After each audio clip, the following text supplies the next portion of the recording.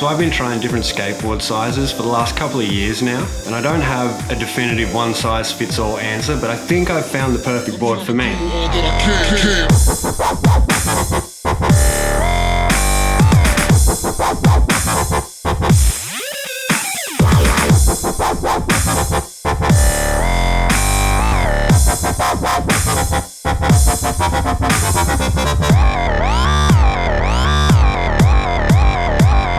So it all started with this board. I'll put the specs up on the screen so you guys can pause it if you want to have a look. At the time I had a feeling my skating was getting stale in the sea of popsicle shaped decks, and I was never really that picky growing up, and when it came to sizes and having a certain shape, I would skate whatever board's graphics I liked, and I imagine a lot of us did. I enjoyed riding this board. It was the first board I'd ridden that had wheel wells. This will sound ridiculous, but it felt stronger for some reason, but I couldn't get comfortable with the front and back kick sizes being different. The next board I tried was mostly out of curiosity. I thought if I went all gas, no brakes, it might strike gold, so I got two Powell Peralta boards. They were the old school Ripper and the classic Mike Vallely Elephant reissue. Both decks were great for testing and the sizes I was looking for, but both had unique challenges. The old school Ripper suffered from the shortened nose and most new stuff, which is to be expected, but I really enjoyed skating it. And it gave me a little kid vibes.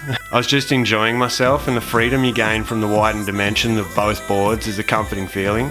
The next, through my journey through the looking glass, I opted for the Andy Anderson Flightboard, which I really liked. At the time I was struggling with moving my skating into the next stage, and I wanted to skate more transition, mostly to get blunt stalls and kickflip rocks, which I'm still trying to get back after my knee injury last year.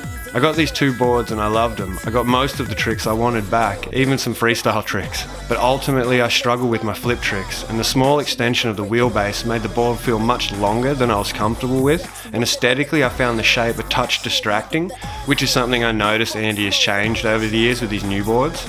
After a few different popsicle shapes that went from your standard 8, 825 and 85, I started to lose hope that I was doomed to never quite find the right wheelbase to board dimension ratio for me. I'm 6 foot and 80 kilos with a short sprinter's type of body. I always played left goal attack in soccer and roller hockey, and flanker or left wing in rugby union growing up. How's this? I write right-handed, but I punch and throw left-handed and kick left-footed, but I shoot right-handed and skate regular.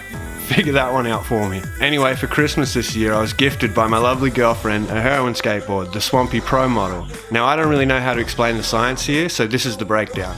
Maybe take a screenshot if you want to find out more.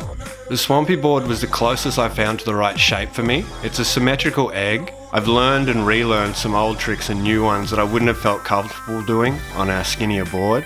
So what am I skating now?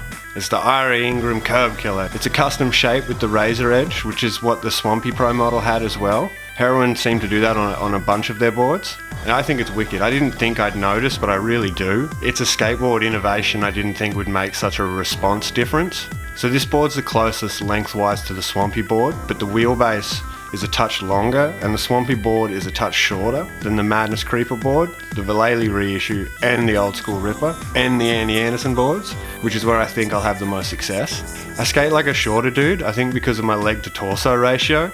I have like short legs and a long torso, and I'm keen to see how I do with this new board. I'm riding a wider truck as well. It's the independent 169 originals, which are a touch bigger than the 159s I normally ride on my 8.5 boards. The board tapers to 9.5 over the trucks because of the symmetrical nature of it. I'm hoping that means the truck size will help me adjust to that. I've also put Bones hardcore bushings in because I tend to wear out the front top bushing in my trucks. I've switched out the medium bone bushings in the past and I've had great results with them, but I thought if I want to keep going on my slappy adventures, I might put the hard ones in. Yeah, so maybe try out one of the symmetrical boards or the twin tail boards, you know, the wider boards that are out now, all the old school reissues that have come out. They're all pretty sick in my opinion. But yeah, I hope you enjoyed the video, guys. Remember to hit the subscribe button and like the video if you enjoy what I do here. Peace. Skateboard, cool guy zone. You got a dang trumpet in this place? What is trumpet? If I can remember my dingus password. Oh, I'm riding a horse. I ride a skateboard. I'm going to teach you all the tricks that I know, and I know all of them.